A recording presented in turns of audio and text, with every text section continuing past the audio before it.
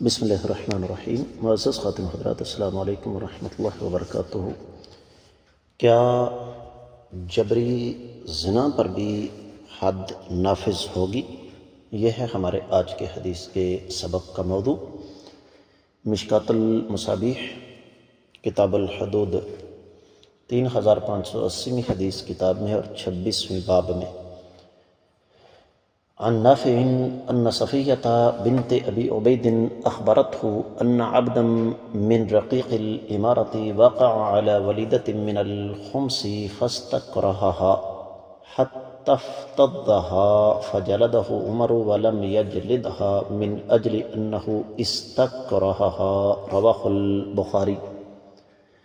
معزز خاتم حضرات، آپ نے سماعت فرمایا کہ یہ روایت صحیح بخاری میں ہے، کتاب الاکراہ، زبردستی کام کرانے کا بیان، 6واں باب ہے۔ جب عورت سے زبردستی بدکاری کی گئی ہو تو اس پر حد نہیں ہے۔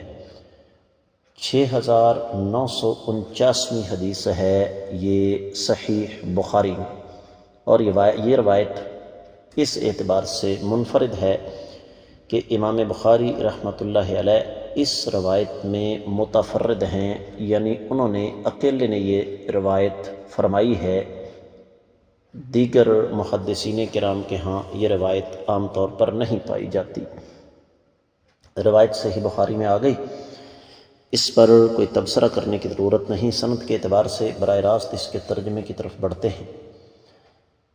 امام نافع جو کہ سیدنا عبداللہ بن عمر رضی اللہ تعالیٰ عنہ کے غلام ہیں اور شاگرد ہیں، وہ فرماتے ہیں کہ سیدنا عبداللہ بن عمر رضی اللہ تعالیٰ عنہ کی اہلیہ صفیہ بنت ابی عبید نے انہیں بتایا کہ امارت کے غلاموں میں سے ایک غلام نے مال خمس کی ایک لونڈی سے زبردستی بدکاری کی، تو سیدنا عمر رضی اللہ تعالیٰ عنہ نے اس غلام کو تو کوڑے مارے، لیکن اس لونڈی کو کوڑے نہیں مارے کیونکہ اسے مجبور کیا گیا تھا۔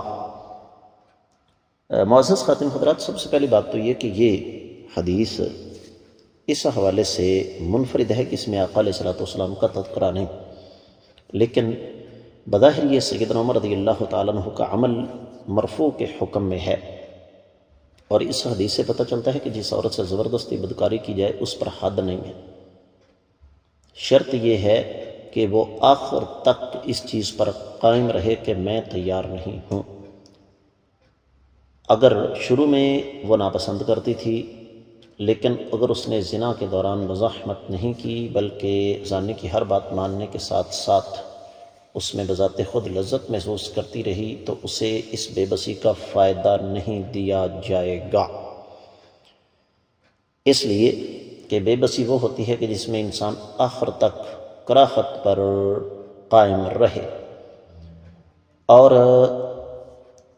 اس کے ساتھ ساتھ یہ بھی ذہن میں رکھیے گا کہ سیدنا عمر رضی اللہ تعالیٰ عنہ نے اس غلام پر جب نصف حد جاری کی تو اس وجہ سے کی کہ غلام کی سزا نصف ہوتی ہے اور اس کو 6 ماہ کے لیے شہر بدر کیا گیا۔ تو یہ حدیث مبارکہ ہمیں بنیادی طور پر 2 ہی مسائل بتاتی ہے۔